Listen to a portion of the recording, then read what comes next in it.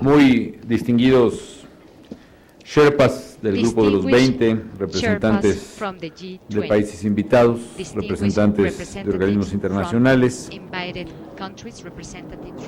estimados amigos de los medios de comunicación, señoras y señores. Primero que nada, muy bienvenidos a México. Me gustó ese tema de la tradicional bienvenida o la tradicional hospitalidad de los mexicanos. Efectivamente, nos gusta mucho recibir a la gente, lo disfrutamos mucho, así que para nosotros es un placer que ustedes estén aquí y también será un placer albergar, por supuesto, la reunión del G20. Me da gusto además la disponibilidad de todos ustedes para tener aquí la primera reunión de Sherpas del grupo de los 20. Dame un favor, si la traducción que ustedes tienen va muy atropellada y tengo que hablar más despacio, le pido que me lo digan porque me interesa que me entiendan.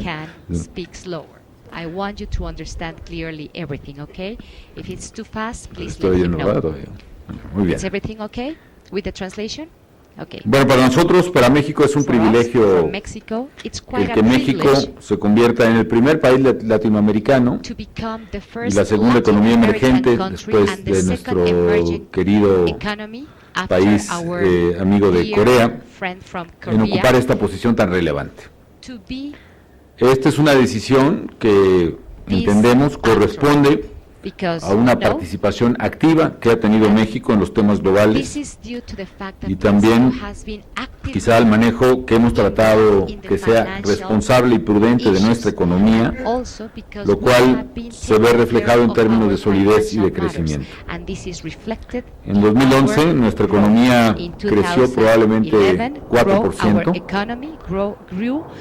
Generamos en ese 2011, a pesar de ser un año difícil, casi 600,000 nuevos empleos en el sector formal, 600,000 nuevos empleos en términos netos. La inflación, que fue un problema por los precios de los commodities sobre todo, sin embargo se mantuvo razonablemente baja, 3.82%. Nuestras finanzas también están en orden. El déficit público, ya incluyendo toda la inversión de petróleos mexicanos, por ejemplo, es ligeramente superior al 2%. Nuestra deuda externa, nuestra deuda total, perdón, incluyendo externa e interna, es equivalente al 32% de nuestro Producto Interno Bruto. Nuestras reservas internacionales son de 147,000 millones de dólares, que equivalen pues al doble de toda nuestra deuda externa, por ejemplo, la deuda del gobierno central, y eso sin contar las disponibilidades que tenemos con el Fondo Monetario por 72,000 millones de dólares más. En términos de en nuestro sistema financiero y bancario, por ejemplo, el promedio de capitalización de la banca mexicana es de 16%. De acuerdo con nuestro propio Consejo de Análisis de Riesgos Financieros, aún asumiendo distintas pruebas de estrés y dependiendo de escenarios muy pesimistas que ocurrieron en el mundo que no quiero ni mencionar, de todos modos nuestro sistema financiero sería capaz de resistir incluso los más adversos escenarios. En fin, estamos muy contentos de albergar al del G20, y es una distinción que nos llena de orgullo, pero también de un gran sentido de responsabilidad, especialmente por la delicada situación económica que está atravesando la economía global. Y me interesaba mucho reunirme con ustedes, los Sherpas, porque sé que ustedes son los que hacen el trabajo. A final de cuentas, pues esto no lo debo decir públicamente, pero cuando llegamos a las reuniones, si los Sherpas hicieron su trabajo, salen las reuniones, y si no lo hicieron, pues no sale, y estamos tronándonos los dedos los presidentes y jefes de Estado a ver qué cosa podemos decir que suene más o menos sólido. Estoy seguro que el trabajo de los Sherpas o se hace bien y se concluye días antes de la reunión del G20, o difícilmente tendremos resultados buenos. Yo creo que lo van a hacer muy bien, y por eso me interesaba hablar con ustedes. Nunca he estado en el Himalaya, pero entiendo que La palabra Sherpa nos recuerda a los guías locales que orientan a los alpinistas y a los excursionistas a cruzar el Himalaya o a subir al Everest o cualquiera de sus cumbres desafiantes. Y bueno, más o menos vamos a hacer eso, queridos amigos. Ustedes nos tienen que guiar a cruzar el Himalaya y a subir al Everest en esta reunión, con la diferencia esta vez que lo tenemos que hacer en medio de una gran tormenta de nieve, y no me refiero a las actuales circunstancias de Europa climáticas, sino a las circunstancias financieras de Europa. Me parece que este término pues es adecuado y refleja lo retador que es esta reunión de G20. Lo sabemos, estamos viviendo la peor crisis económica que nuestras generaciones recuerden. Es una crisis de ya casi 5 años, 4 años. Todavía no se ve claramente una solución definitiva. Y evidentemente, aunque no es un problema solo de Europa, la mayor preocupación, que duda cabe, está en Europa. En ese sentido, todos nos sentimos europeos. Decía yo hace unos días que sabemos que hay ahí una bomba de tiempo y que tenemos que desactivarla rápidamente antes de que explote sobre todos nosotros. Y que de hecho, eso es lo que han estado haciendo, desactivándola mis amigos y colegas líderes en la Unión Europea.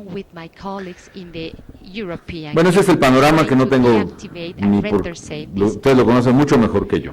Ahora, quiero ver los 5 temas que son nuestra prioridad. Ustedes los conocen. Primero, recuperar la estabilidad económica y el crecimiento.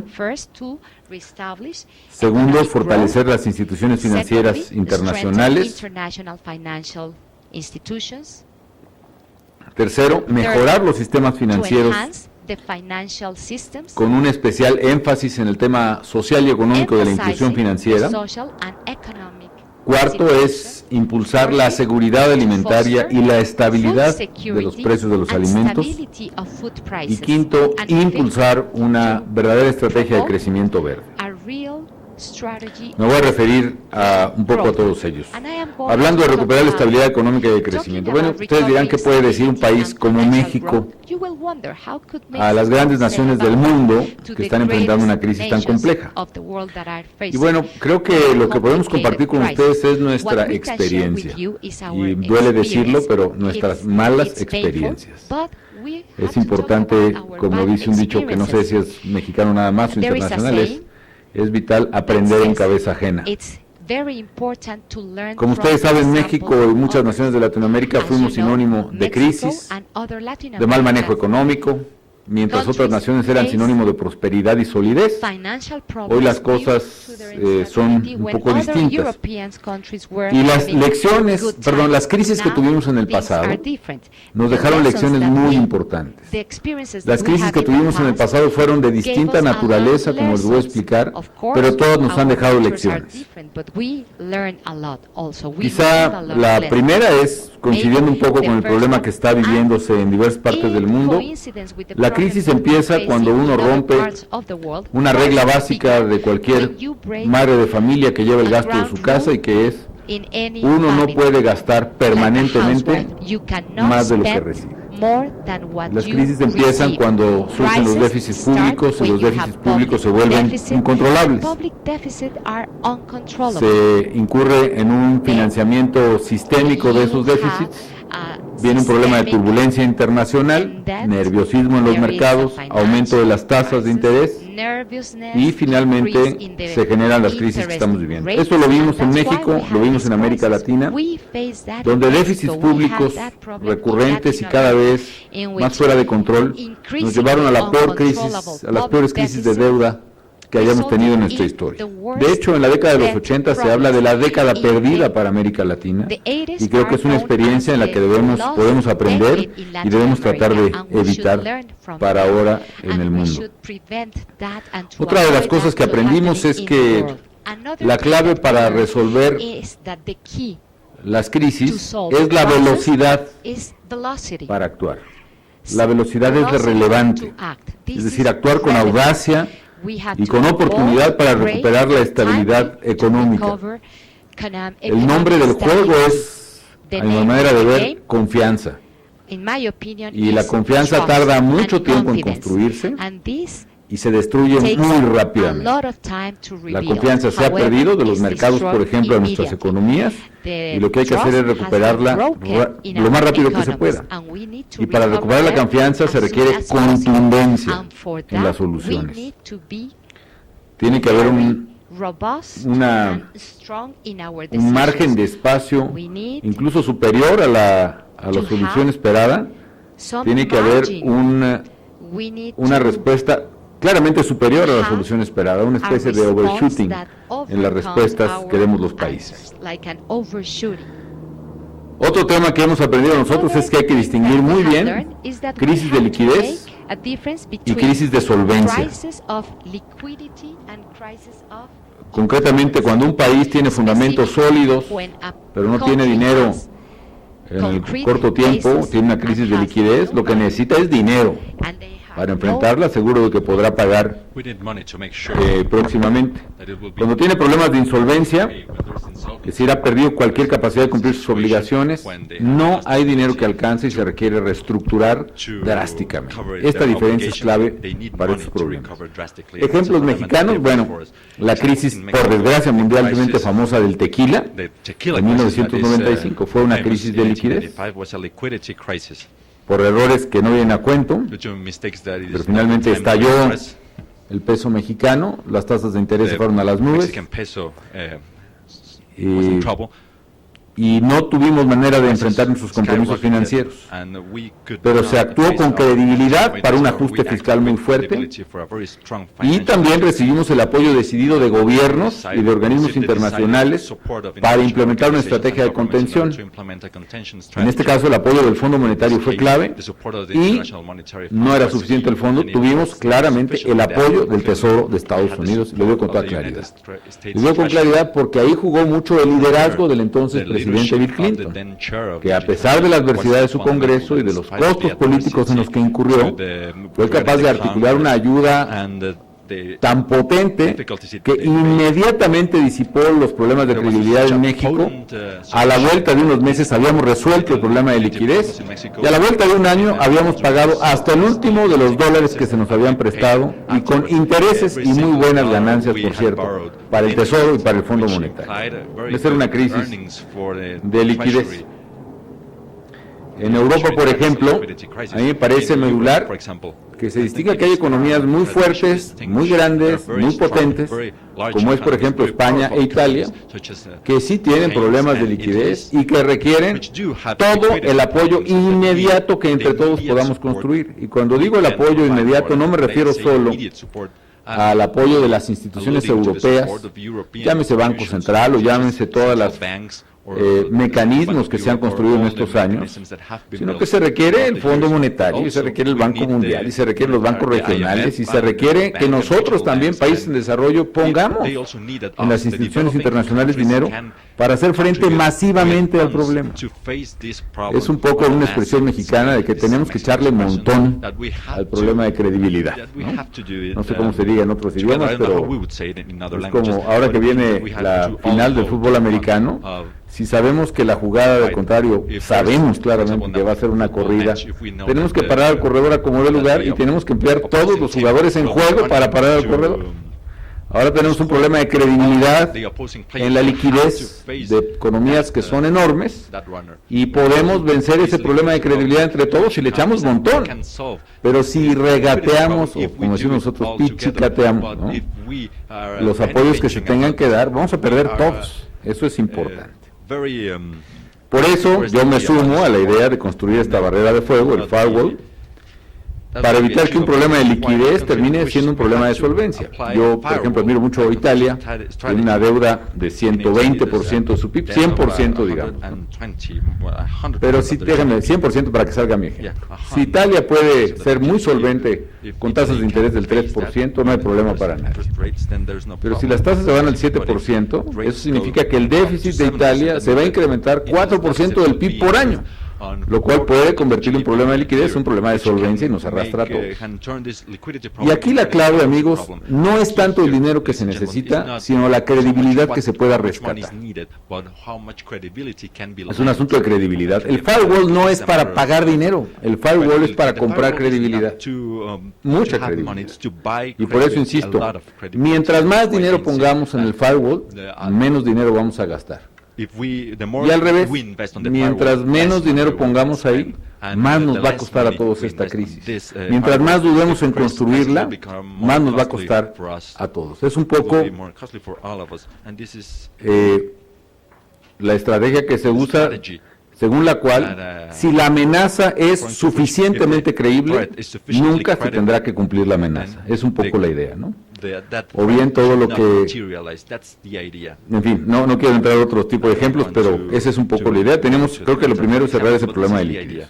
Hay otros países que, otra vez en América, hay otros países que tienen no problemas de liquidez, sino problemas de insolvencia. Todos conocemos el caso de Grecia, y puede haber otro, ¿no? Qué bueno que ahora se está reconociendo ese problema. Grecia no puede pagar la deuda tal y como está, y lo mejor para todos es que se renegocie en orden y lo más pronto posible. El habernos tardado tanto tiempo, meses y quizá años, en reconocer eso, nos costó a todos un problema. Y de un problema pequeño, como puede ser el tamaño de la economía griega respecto a la economía de Europa o del mundo, se volvió un problema colosal. Entonces, reconocer que hay un problema de insolvencia, no se puede pagar esa deuda y hay que renegociarla y reestructurarla a su valor real. Y para ello también sirve una experiencia latinoamericana. Nosotros perdimos toda la década de los 80 por no reconocer que no podíamos pagar nuestra deuda. Hasta que finalmente, a principios de los 90, se reconoció que la deuda latinoamericana no valía lo que se había asumido, se renegoció y empezamos a crecer. Jugaron mucho los bonos Brady ahí que nos permitieron salir. Y para renegociar, amigos, hay dos ejemplos, como decimos en México, a la buena o a la mala. Renegociar a la buena genera círculos virtuosos.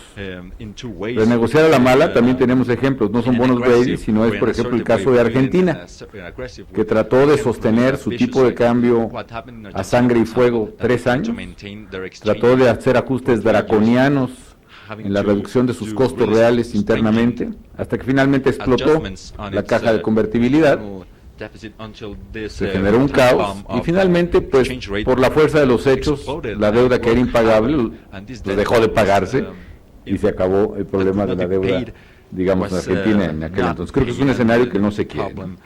Bueno, finalmente, ¿qué es lo que quiero decir con esta reunión del G20? Sé que nosotros no podemos resolver esos problemas, pero sí creo que podemos compartir esas experiencias, debemos aprender de esas experiencias, y algo que yo sí quiero hacer y les pido su ayuda. Queremos jugar un papel activo en la construcción de acuerdos. A mí me da la impresión de que las soluciones están en la mesa y hay mucho temor de ver quién pone la solución primero. Obviamente en Europa yo veo que los grandes líderes exigen y piden con razón a los países en problemas que pongan la solución primero de su parte. Los países fuera de Europa decimos o dicen, y quizá con razón no, son los europeos los que tienen que poner el dinero primero. Y así sucesivamente. Estamos en un círculo vicioso en el cual nadie se atreve a dar el primer paso. Yo quiero que contribuyamos a armonizar y que todos digamos, aquí está la solución como economía en problemas, y que las instancias europeas digan, pues aquí está el dinero que se necesita, y que los americanos digan, aquí está también el dinero para el Fondo Monetario Internacional, y que el resto de los países digamos, aquí está el dinero para el fondo, y todos contribuyamos ya a un círculo virtuoso de soluciones que se ponen sobre la mesa. Es una especie de chicken game aquí donde yo me resisto hasta que tú des el primer paso. Yo creo que aquí tenemos que entender que ojalá generemos una secuencia de decisiones que empiece a resolver el problema. Bueno, esa es la parte de estabilización. Simplemente diría respecto de crecimiento, que ninguna economía que no tenga crecimiento puede verdaderamente constituir una solución a ninguna crisis. Tiene que hacerse consolidación fiscal y ajuste fiscal, pero tiene que encontrarse alternativas para el crecimiento inmediato.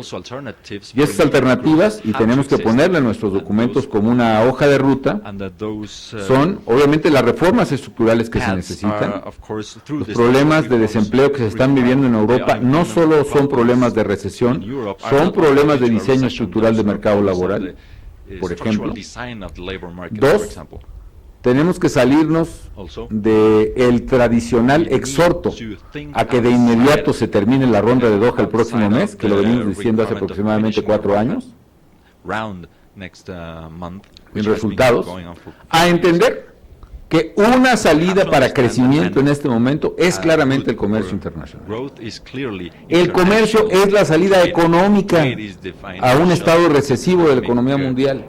Tenemos que verlo desde esa perspectiva y cambiar los paradigmas en los que han estado atrapados los representantes de nuestros países, negociando una ronda que hace rato está, pues a mi juicio, totalmente agotada. Tenemos que hacer una cosa diametralmente distinta y entender el comercio como una salida a esta crisis. Bueno, voy a los siguientes temas y perdón porque abuse en el uso de la palabra, pero obviamente de los temas que nos interesan está el de fortalecimiento de las instituciones financieras y tiene que ver con el programa de estabilización. La estabilización requiere precisamente el fortalecimiento de las instituciones financieras internacionales, que es nuestro segundo tema, y por eso es tan importante para nosotros la capitalización o el rediseño de fuerza del Fondo Monetario Internacional y el diseño de facilidades claras de intervención en las crisis presentes y en cualquiera futura. Tenemos que rediseñar las instituciones financieras para que resuelvan los problemas del siglo XXI, no los del siglo XX, y eso implica un esfuerzo de todos. Tercero, la mejora de los sistemas financieros, incluido medidas para ampliar la inclusión financiera. Y aquí simplemente reitero que esta crisis empezó antes de Lehman por problemas financieros y por irresponsabilidad financiera. Y tenemos que evitar que esa crisis se repita precisamente. Mi temor es que no hemos terminado por dar un marco regulatorio que sin ser intrusivo, sin ser estorboso, sea verdaderamente un marco regulatorio presidencial a nivel financiero. Ahí la llevamos, vamos avanzando bastante bien, pero se requiere mucho más. El cuarto tema es el de seguridad alimentaria y tenemos una preocupación fundamental. No han salido en la mayoría de los países mediciones recientes acerca de pobreza, esa es la verdad.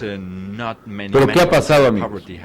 Si consideramos que la gente que vive en condiciones más pobres, digamos, los 1.000 millones de personas que son más pobres, destinan la mitad o más de su ingreso a comprar alimentos, y los alimentos se han duplicado en precio en los últimos 6 años, estamos hablando quizá del mayor incremento de la pobreza a nivel mundial que se haya tenido quizá en décadas. Y eso explica, por ejemplo, a mi juicio, muchos problemas que estamos viendo en las calles. Independientemente de este salto a la dignidad de muchos pueblos, yo creo que los problemas en el norte de África también tienen que ver con el precio del pan, y tienen que ver con el precio de la gasolina, tienen que ver con el precio del trigo. La hambruna terrible que pensábamos que se había superado en el Cuerno de África tiene que ver con el precio de los alimentos y el aumento crónico de la pobreza, y eso tiene que enfrentarse. Y bueno, el quinto tema, la estrategia de crecimiento verde. Este es un tema que me apasiona, por tanto, pues mejor lo voy a dejar así, no me quiero extender. Simplemente digo que también hay que verlo desde otra perspectiva. Vean el problema de México. Nosotros el año pasado tuvimos al mismo tiempo las peores inundaciones en la historia en el sureste, y al mismo tiempo inundaciones como las que está teniendo, por ejemplo, la parte norte de Sudamérica, ¿no? Colombia, Venezuela han tenido inundaciones pavorosas. Y al mismo tiempo nosotros tuvimos el mismo año la peor sequía en 70 años. ¿Por qué digo 70 años? Pues porque no tenemos registros más antiguos, ¿no? Pero según los registros de Texas, Es la peor sequía en 180 años y estamos a 3 metros de Texas nosotros. Esto es cambio climático. Yo entiendo la resistencia que hay en tiempo de crisis a hablar de cambio climático. Por eso vamos a poner el énfasis en crecimiento verde. Y quiero que vean esto desde otra perspectiva. Cuando pensamos en oportunidades de crecimiento, sí es posible tener oportunidades de crecimiento en materia de proyectos ambientales. Me refiero a todos los proyectos que tienen un valor presente neto positivo que hay en el mundo y que pueden echarse a andar si se encuentran los mecanismos financieros adecuados. ¿Qué tenemos ahora? Una paradoja. Hay dinero disponible. Hay dinero disponible de fondos de pensiones. Hay dinero disponible de fondos soberanos. Hay dinero disponible de fondos de seguros, que los que están buscando son proyectos de largo plazo rentables. Y esos proyectos, paradójicamente, tienen que ver con el crecimiento que estamos buscando después de crisis. Es un proyecto de infraestructura y son proyectos de crecimiento verde. Proyectos de ahorro de energía, proyectos de generación de energía sustentable, y ahí hay una oportunidad, y con esto termino, hay una oportunidad porque el precio de la energía sigue estando muy alto, el precio del petróleo, hay una oportunidad para proyectos verdes, porque la tecnología está avanzando muy rápido, y porque hay una rentabilidad de valor presente de largo plazo muy positiva en muchos proyectos, y porque hay capital disponible que no encuentra en las tasas de interés actuales, sobre todo, alternativas, y necesita encontrar mecanismos financieros para esos proyectos. Yo le pido a los Sherpas que lleguemos a Los Cabos con proyectos que puedan hacer el match entre capitales disponibles y proyectos de infraestructura por un lado y proyectos verdes por otro. Les agradezco mucho su atención. Sé que me he extendido, pero quería aprovechar aquí la presencia de ustedes y de la prensa para dar nuestro punto de vista y decirles que México no será un jugador pasivo ni será un pasador de palabra nada más en la reunión del G20. Estamos decididos a contribuir desde este foro tan importante a que encontremos soluciones a los gravísimos problemas que todos tenemos antes de que sea demasiado tarde para todos. Muchas gracias y muy buen provecho.